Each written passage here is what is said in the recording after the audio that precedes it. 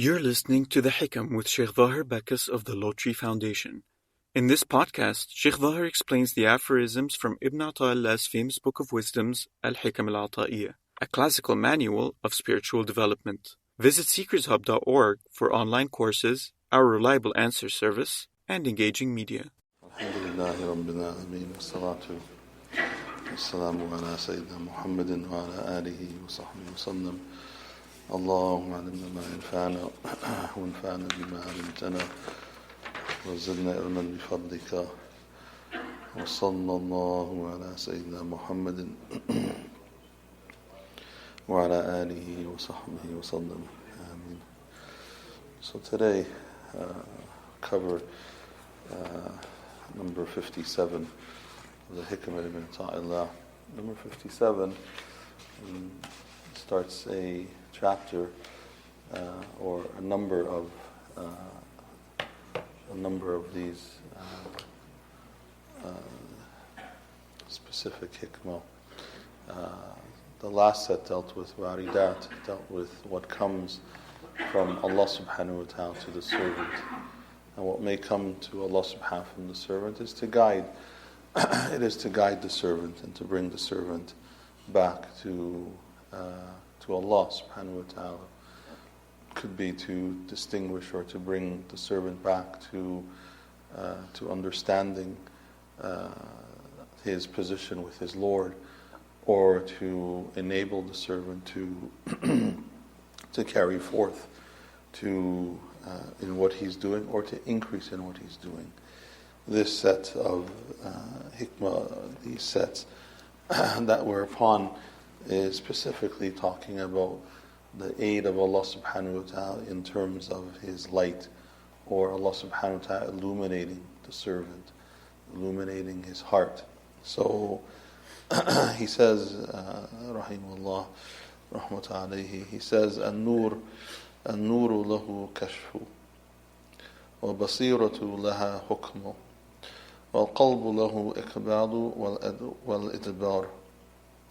So he says that light has to be disclosed or unveiled, and insight, basira, to make judgment. Basira, it judges, or insight, it judges. وَالْقَلْبُ لَهُ لِقْبَالُ وَإِقْبَارُ, and the heart draws near or turns away or goes far. It either approaches or it turns away, the heart of the matter. So these terms, the nur, basira, qalb, are terms that are used in the books of spirituality, and they're terms that are used in Quran, also used in Quran. And so he says, an-nur, the first thing he says, an-nuru lahu kashf.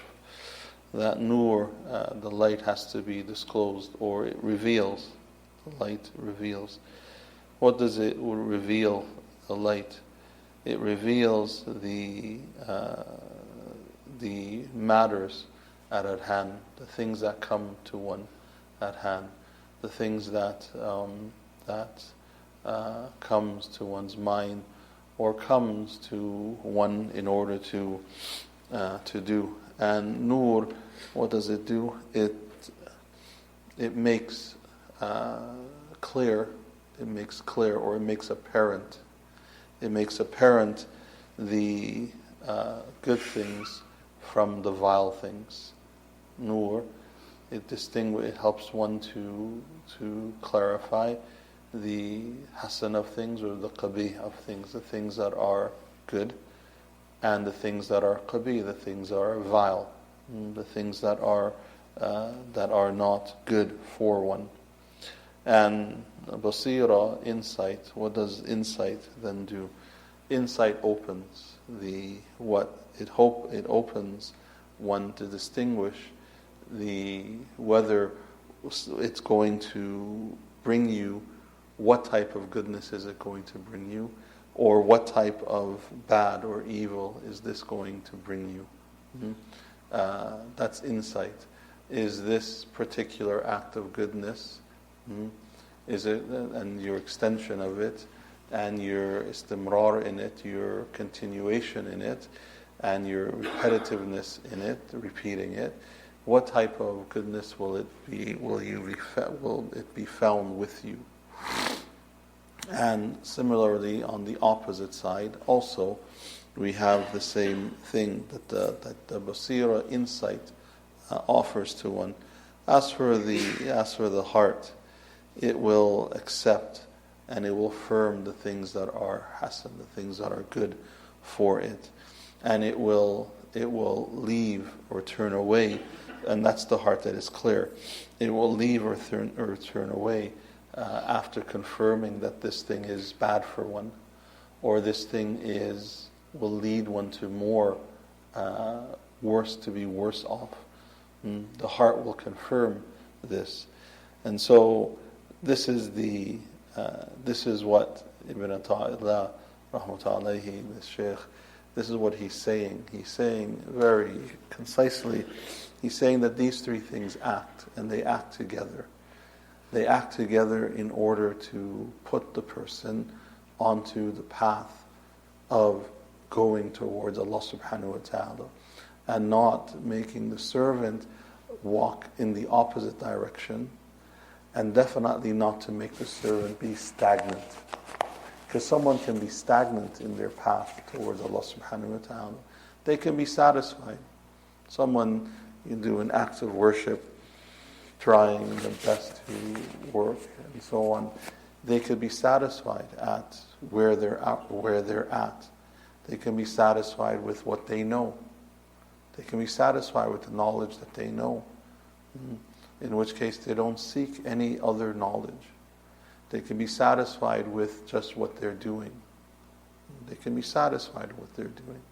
Someone who wants and desires Allah subhanahu wa ta'ala is never stagnant at what they're doing. Because if you're stagnant in what you're doing, then eventually you're going to go backwards. But someone who strives always is someone who and keeps going forward. At least that forward motion will propel him or her to continue on that path to closeness to Allah subhanahu wa ta'ala. And this is what he says, and he uses, Ibn Ajiba actually uses a very nice example to clarify what he means in this Hikam Ibn Ajiba rahmatullah, one of the great scholars. He says, وَمِثْلَ ذَلِكَ رَجُلُ دَخَلَ بَيْتًا مُظْلَمًا. He says that the person enters a house. The person enters a house that is dark. The person enters the house that is dark. And so the person who enters the house that is dark, there are things in it. There's furniture. There's things that are in the house. What do you find that's in a house? There's furniture. There's impediments. There's obstacles. There's staircases. There's the kitchen. There's the stove. There's people in the house. There's things in the house that is there. There's wealth in the house. There's things that are worth value. There's things in it that are worth value. So this person who enters in the house that is dark, he does not know what things will come to help him or what things will harm him.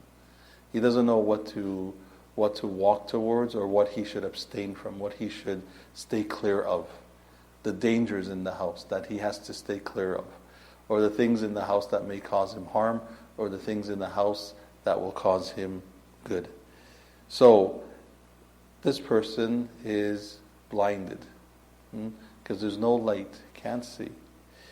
If he goes and he turns on a lantern, that lantern and that light allows the person to do what? Now he can see what will cause benefit and what will harm him with simple the turning on of light, of a lantern. The lantern would illuminate what will cause him benefit, nafa, or what will cause him harm, what will bring him harm.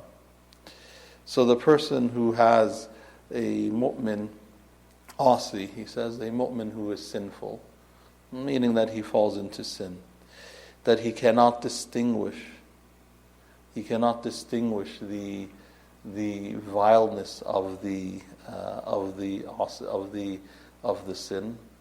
Person who is asi is qalb. The mu'min who is embedded within sinful things. He cannot. How can that person distinguish? He may not be able to distinguish between the things that are sinful, the bitterness of the sin, or he can't distinguish that from what? He cannot distinguish that, and he cannot distinguish between that and the halawatul ta'a, the sweetness of worship. He can't distinguish between the sweetness of worship. Why? Because his heart is dark. Because his heart is dark. He cannot distinguish between what the sin does and the bitterness of that sin, of the sin, as in comparison to the sweetness of worship, the sweetness of obedience, and of obeying Allah subhanahu wa ta'ala and performing worship of Allah subhanahu wa ta'ala. So when that heart of that person, one is illumined with the light, when it's illumined with the light of taqwa, when it's illumined with the light of taqwa, the light of consciousness, because that's what it is. Taqwa is the light of consciousness. Taqwa is light. It is illumination, as we talked about yesterday. When that person is illumined with it, then that person knows. Then that person can see what will cause him harm and what will cause him benefit. That happens because of what? The nur of Allah subhanahu wa ta'ala. It's the nur of Allah subhanahu wa ta'ala. You can call it iman, nur of iman. You can call it taqwa. These are believers. This is a believer, so he has iman. But the ma'asi, the sin, makes his heart veiled. That veiling, when the heart is veiled with sinfulness, when the heart is veiled with the attachment to this world, when the heart is veiled with any of the attachment to this world, whether it's the love of luxury, whether it's greed that one wants, or whether it's envy that one does not, that one wants that one wants a gift that Allah has given to someone, or a blessing Allah has given to someone to be removed from them because one thinks one deserves it instead of that person. That's envy. If one has that, or one thinks worse of people, and so on and so forth, all that are veils. And if you keep putting veils in the heart, how can the light then penetrate? The light of Allah cannot penetrate. It cannot penetrate. And the heart will be concealed in darkness. When it's illuminated, though, with the removal of those veils, Allah subhanahu wa ta'ala sends one a wari to remove the veil, or one has a proper understanding, or one comes to the realization that, no, I should worship Allah. I should be obedient to Allah. I should be more careful now with what I do or what I say. I should be more careful. I should mind the things that I do and mind the words and watch my words that I say. That heart now has the nur of taqwa, of consciousness. One now is conscious. When the heart is conscious, then it can distinguish between the things that makes it feel good to Allah and alive with the spirit of iman, or what causes the heart to feel dead. What causes one to feel dead or feel depleted or feel lazy? Because that's what not doing what is right causes. It causes one to feel lazy, or to feel, to maybe not feel anything at all. Perhaps not to feel anything. Or to feel that there's no worth, or there's non-worth. Or to feel like you're just a hamster running around in the cage on the wheel. Many people feel like that. They feel like the hamster running around on the wheel because they're just going to work and back home to work And they may make a lot of money, they may not make a lot of money, they may make a whole lot of money, and they have enough money to buy things, and to buy whatever they want, and to get whatever they want, but yet they feel like they're still running around on that wheel. They feel like they're running around that wheel. That is a person whose heart is veiled. Veiled from what? Because that person does not see the real important, the matters that are important. He does not see that there is a goal in this life. He does not see that there is a qasd, and there's something to strive for other than the successes of this world. There's something else to strive for. And so that person who may have everything and things may come easy in this world, that person may feel dejected. He may not feel happy. Even though he has everything, he still may not feel happy. He may be miserable, stressed, or he may have anxiety and so on and so forth. The person whose heart is enlightened with the nur, taqwa, the nur of consciousness, the nur of Allah subhanahu wa ta'ala, he's able to distinguish what? The greater goal, the greatest goal, which is Allah subhanahu wa ta'ala. And he says, Allah subhanahu wa ta'ala says, Ya ayyuhalladhina amanu in tattaqu Allaha yaj'al lakum furqana.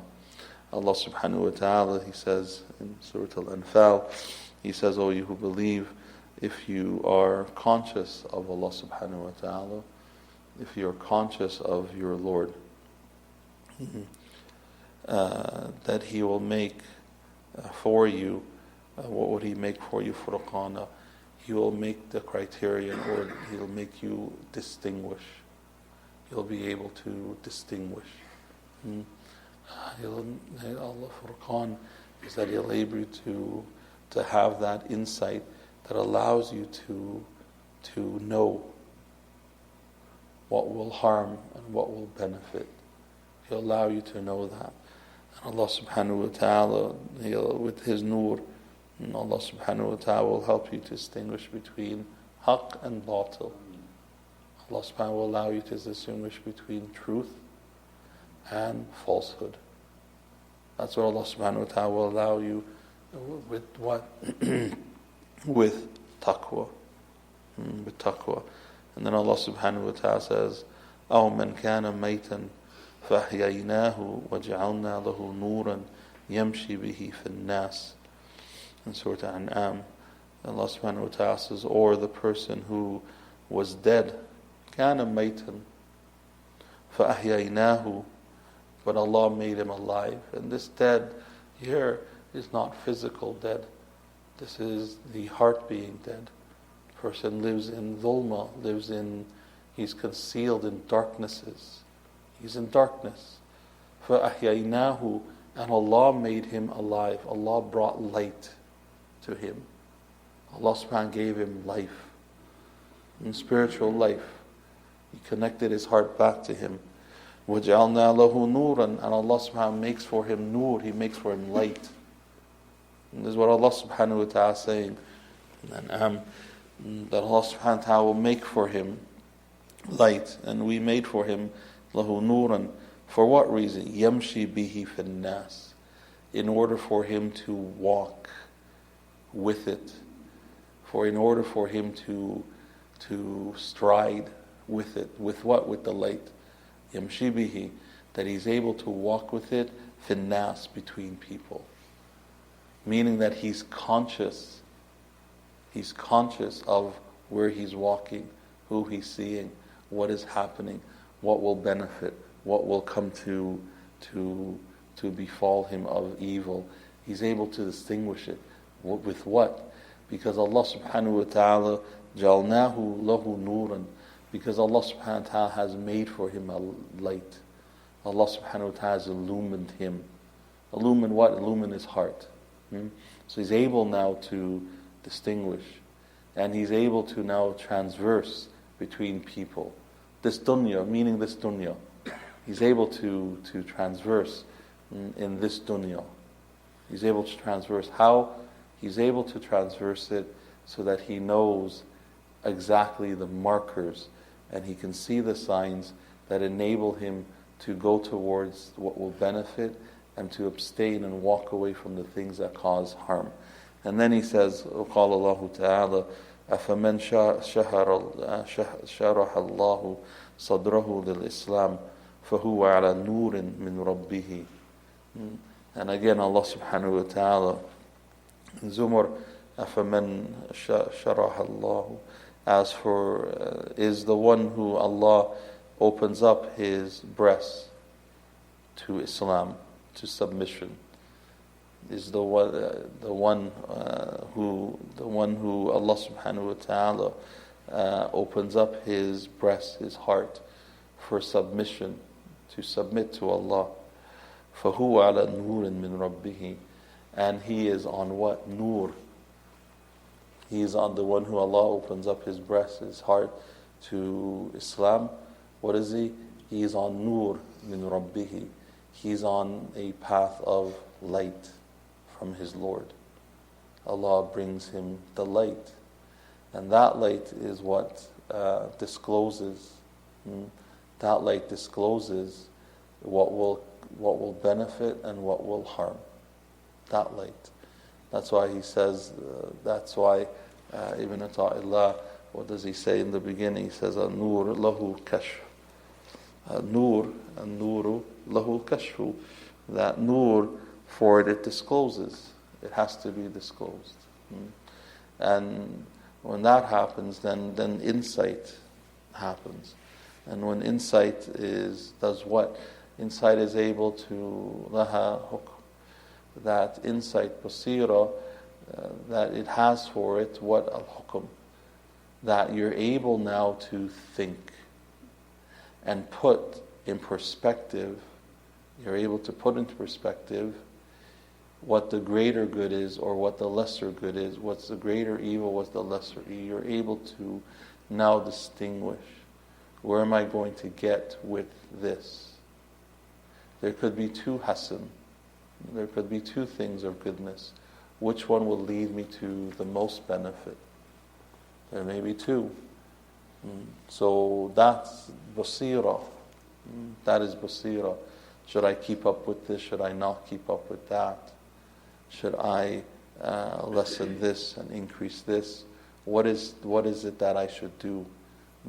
Is going over there going to lead me to more goodness than staying here? That's when you need basira. That's when you need basira. And then the qawl will either draw you near or take you away. But it starts with nur of Allah subhanahu wa ta'ala. This is where it starts. It starts with nur of Allah subhanahu wa ta'ala. Then the insight will grow. And then the qalb will bring the person in or take the person further away. Will take the person in or take the person further away. We'll talk about this, inshallah ta'ala, concerning the next one, inshallah, a little bit further next week. May Allah subhanahu wa ta'ala help us and guide us, forgive us, have mercy upon us. May Allah subhanahu wa ta'ala increase us in closeness to Him. May Allah subhanahu wa ta'ala benefit us through knowledge that comes and through us seeking of it. May Allah subhanahu wa ta'ala increase us in closeness to Him. May Allah subhanahu wa ta'ala help us and guide us and prevent us from falling into harm. May Allah subhanahu wa ta'ala protect our parents, our elders. May Allah subhanahu wa ta'ala give them good health and long life. Those who have passed away, may Allah subhanahu wa ta'ala give them His mercy, give them His forgiveness. And may Allah subhanahu wa ta'ala give them His shade on that day when there's no shade except His. May Allah subhanahu wa ta'ala protect our children, keep them on a straight path. All those who are faced with difficulties, may Allah subhanahu wa ta'ala remove their difficulties. May Allah subhanahu wa ta'ala bring protection to them.